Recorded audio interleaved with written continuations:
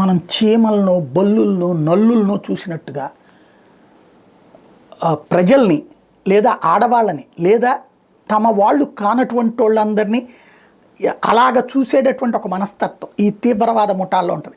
ISIS కావచ్చు, లష్కరే తోయిబా కావచ్చు, లేకపోతే కనుక ఐఎస్ఐఎస్కే కోరసన్ కావచ్చు. వీళ్ళందరి దరిద్రం ఏంటంటే అయితే వాళ్ళ మతంలో ఉండాలి, లేదంటే వాళ్ళు అసలు మనుషులు కాదు, వాళ్ళు పాపాత్ములు, వాళ్ళని ఏదో ఒకటి చేసేయాలన్నటువంటి రూట్లో ఉంటుంది. దానికి సజీవ సాక్ష్యం ఐఎస్ఐఎస్ తీవ్రవాదం ఒకటి పట్టుబడితే వాడికి సంబంధించి ఒక ఇంటర్వ్యూ చేస్తే వాడు ఓపెన్గా చెప్తున్నటువంటి కాన్సెప్ట్ 900 మందిని చంపాడంట, 200 మంది అమ్మాయిల్ని రేప్ చేశాడట. అందులో యాజ్డీలు అంటే యూదులు, అలాగే క్రైస్తవ అమ్మాయిలు, 15-16 సంవత్సరాల బాలికల్ని ఇలాంటి దుర్మార్గాలకు పాల్పడ్డానంటూ అరెస్ట్ అయి ప్రస్తుతం జైల్లో ఉన్నవాడు వాడు ఇంటర్నేషనల్ మీడియాకి ఇచ్చిన ఇంటర్వ్యూ ఇప్పుడు బాగా హైలైట్ అవుతుంది. Women, how many children do you think you've raped over the years? هاي الفترة بقيت اليوم تقريبا قارب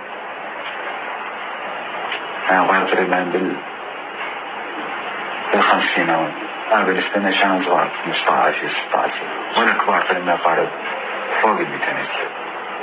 What was going through your mind? Talk to me.